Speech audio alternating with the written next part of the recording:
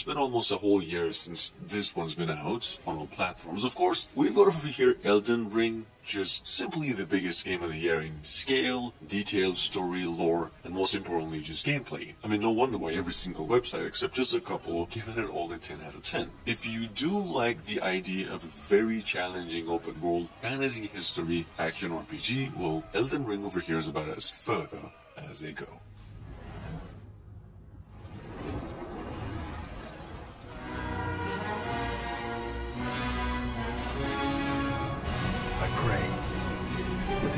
Of grace abandons you.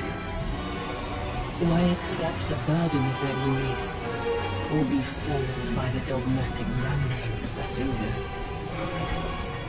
Rise with us against the Earth Tree. Never met someone with a taste for Chronicles. Could make good mates happen. I bid thee travel the path of the Lord, and once all is done, we shall see each other once more.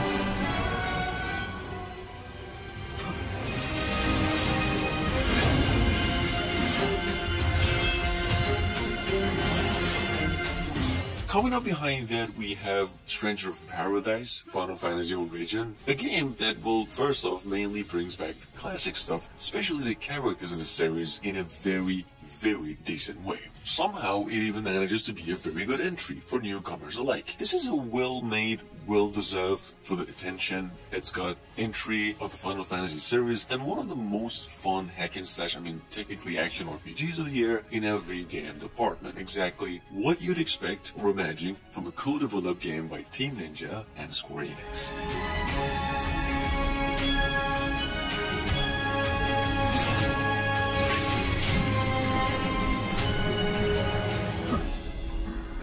You've got some shine in you.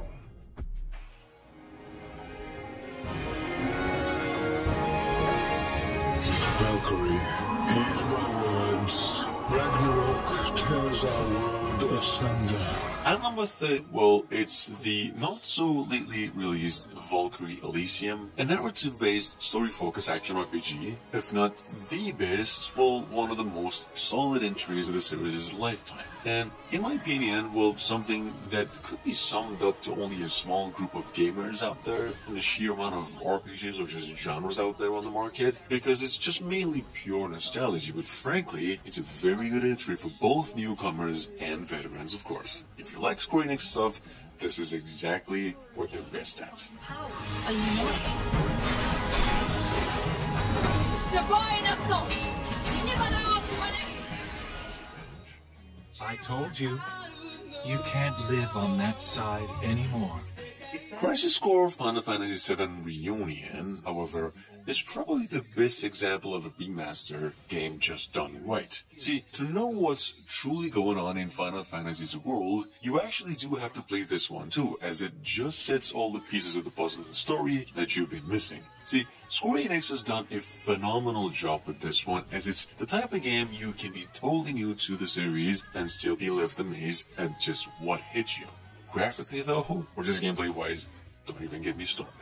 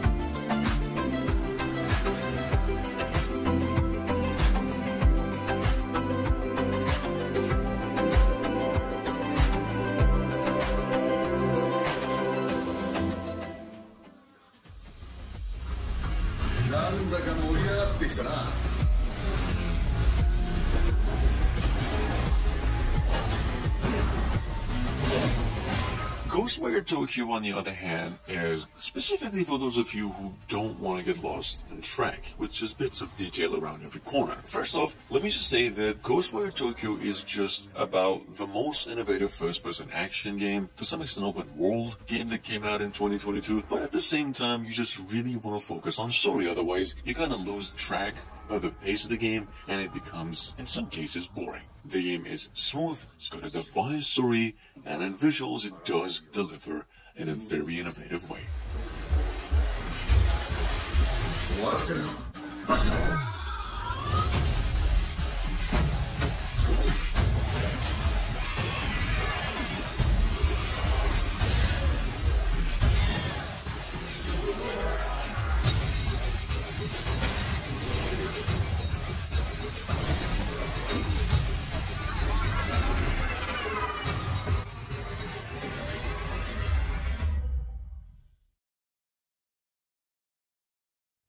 If the idea of an open-world Pokemon game does thrill you, and you have, well, let's say, formerly played a few not-so-smooth, not the most enjoying open-world games like the ones that you wished were just a little less frustrating gameplay, Scarlet and Violet is, well, simply the #1 recommendation I will give you. This game has such amazing characters, environments, and monsters. At times, I got so excited I just wanted to call people and tell them how good it is. The game is huge in scale, got an ocean amount of content, with just about little to noticeable bugs. But that is it.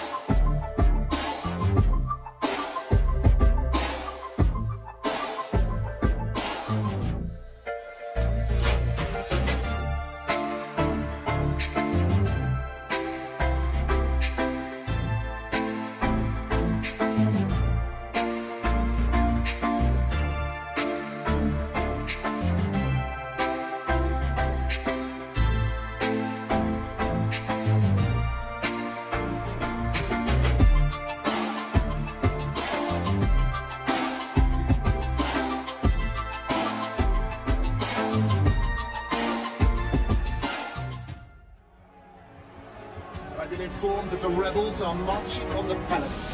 At number 7, we've got Steelrising. And if I had to say so myself, this is the second best Souls-like action RPG that came out this year. Remember those big wheel with thorns in front of them kind of bosses in Elden Ring? Well, in Steelrising, you mainly get to fight enemies like that. Basically androids. And it is more like a Naya, Naya, I don't know who calls that, sort of game as opposed to Elden Ring. The game is no way close to Elden Ring though in scale, but when it lacks in size, it actually makes up for in action. Additionally though, I would say it's got a great setting.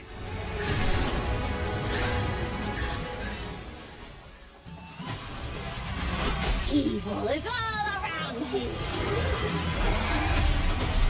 Come on, let's kill these idiots!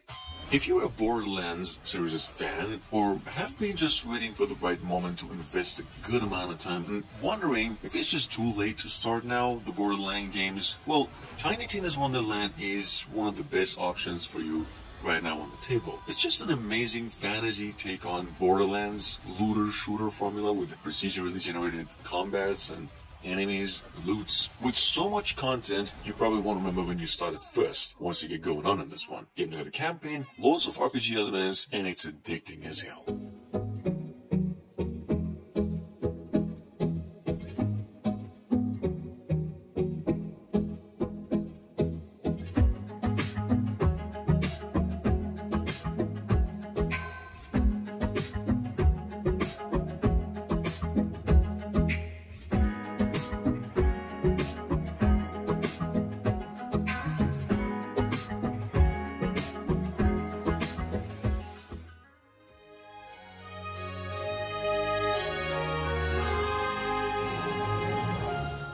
number 9, it's, of course, Rune Factory 5. See, for years before release, this was a game that was on top of a lot of most anticipated Switch lists. But unfortunately, upon release, it didn't turn out to be just a rather mediocre sequel. Here's the thing, if you do enjoy some good old-fashioned farming, chill experience along with some RPG goodness, Rune Factory 5 only delivers enough to not be disappointing. If you'd ask me, I would still recommend you to play Rune Factory 5 Special, just in case you do like what you see here.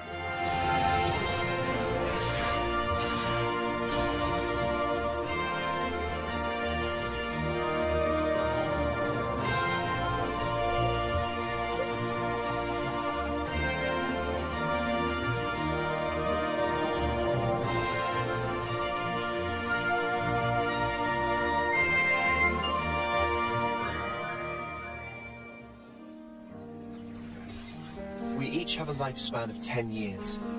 We call them terms. Life begins with our first term and ends at the close of our 10th. Xenoblade Chronicles, on the other hand, has just automatically one of those franchises that's just as good as God of War, that just doesn't matter what it delivers, it's amazing. Specifically though, what it always has to offer as an RPG. It does deliver a story, gameplay mechanics, details, and once again, a great story. See, Xenoblade Chronicles 3 is, to this day, one of the top 5 Switch exclusive out of any list, not just RPGs. It has improved upon the original formula with much more detail and environments, character lore, and just about the most engaging story on the whole platform. Enemy is before you. Chase them to the ends of the world. Unchecked, Ouroboros will lead this world to ruins. You must be erased. These soldiers will nourish me, and we can always grow plenty more. Stop toying with everyone's lives!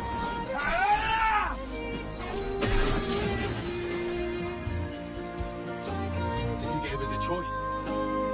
The choice not to fight. And you made it true. That mark there. Late 10th term, eh? 3 months left. That about right? 3 more months. And then I'll be gone from this world.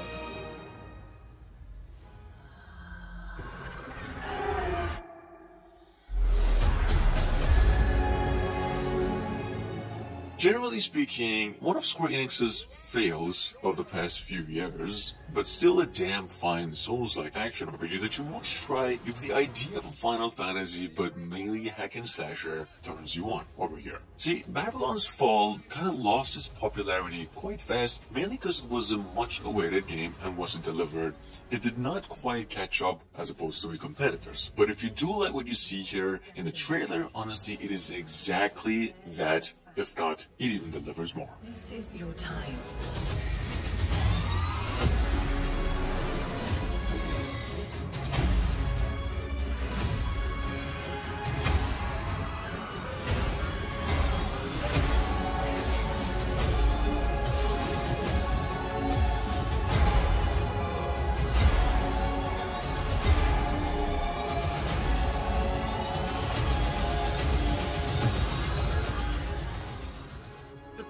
We fight for is one in which the Wallister can live as men. And number 12, probably the loveliest RPG classic of the year. We've got over here Tactics Ogre Reborn, Square Enix itself's best Final Fantasy inspired spiritual successor, a game that's just fine-tuned and optimized both in gameplay and story. Not to mention all the cute animation and characters. It's everything you'd expect from Square Enix's old RPGs with modernized and overhauled gameplay elements. I would say there's absolutely no reason you would not give this one a try, if you haven't already. Not yet. Our battle is far from over. We should hurry. Ready the troops. Onward! We take back Almorica! We only know that you face a formidable foe. We've not heard from one of our companies stationed in Ashton for some time. We believe them responsible. Why unleash your creations on innocents? This is massacre! But you're a fool to advance on our front gates. I do not take you for a thief. Come to stab us in the back. Man is not so slothful a creature as that. They merely lack our strength. Even as I ask why we must fight, I accept the inevitability of the coming battle. Let's see whether your false piety can prevail. I thought your breed of fool long gone from the world. Your goal is to research the Pokemon of this region. As a member of the Galaxy Expedition Team, an organization dedicated to studying this land, you will strive to complete the first Pokédex in the region. And last but not least, earlier January this year, actually the first game that was released that's in the list, we've got over here Pokemon Legends Arceus, a prequel entry that takes place in a Japanese-inspired colonization period or something, with a semi-open world and heavy RPG elements. It's a totally different setting as opposed to earlier games with stealth, exploration, and just so many different elements and a new direction for the franchise itself. The game is quite challenging and very addicting once you get the hang of it. Command your Pokemon to weaken the opponent, and it should be easier to catch.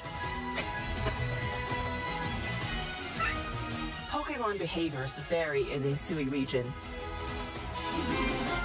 They may live in groups, or they may flee upon sensing your presence. The aggressive sort will attack without hesitation. Some are much more powerful than you. If danger comes your way, run. It's quite the important research tip. Back at your base camp, you can let your team of Pokemon recover their health. Professor Lavington, a researcher on the Galaxy Expedition Team, will provide research support.